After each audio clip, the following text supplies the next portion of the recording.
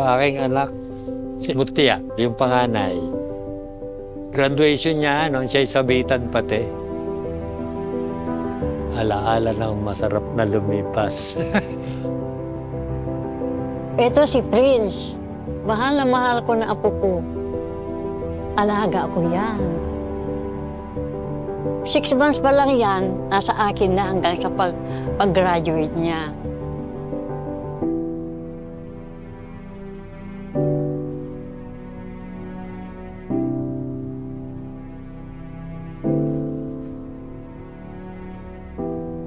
Lahat ng special moments si Prince ay nandiyan ako dahil ako nagpalaki sa kanya.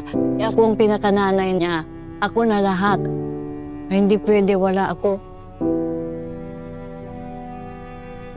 Kinder hanggang high school, subaybay ko ang anak ko.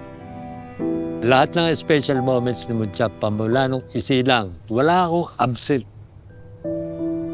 Yung maaalala mo na lang.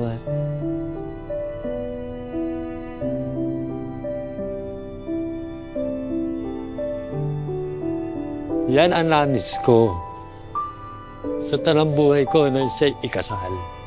Kasi nga, sa pamahina ang katawan ko, baka araw magkasakit, ay lalo ako mahihirapan.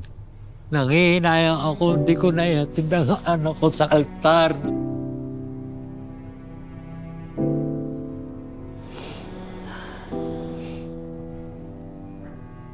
Wala ako dyan nung sa awards night niya kasi masama ang kalagayan ko.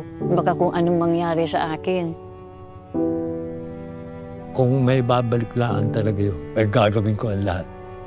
Mahatid ko lamang sa altar ang pinakamahal kong anak. Gusto ko sana nandun ako pero wala eh. Ay, hindi ko alam, baka maloka ako. Palakpak ako ng palakpak, sigurado baka nagtatalon ako. Pero kung may ibabalik ang kahapon, dodoblehin ko ang saya ni Mutia. Ay! I love you. Siya, lahat ng special moments at siya talagang nandyan ako. Awa ng Diyos, I'm still alive.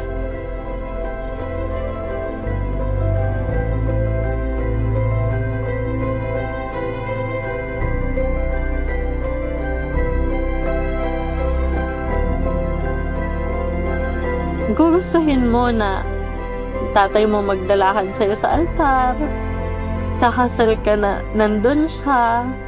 It's just nice to have that closure. Na finally narinig ko na he wanted to be there. And that's enough for me.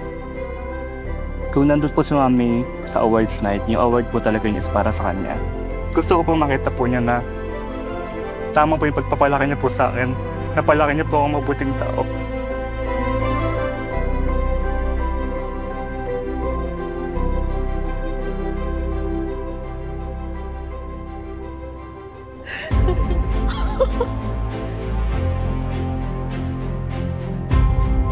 Atid kita sa altar.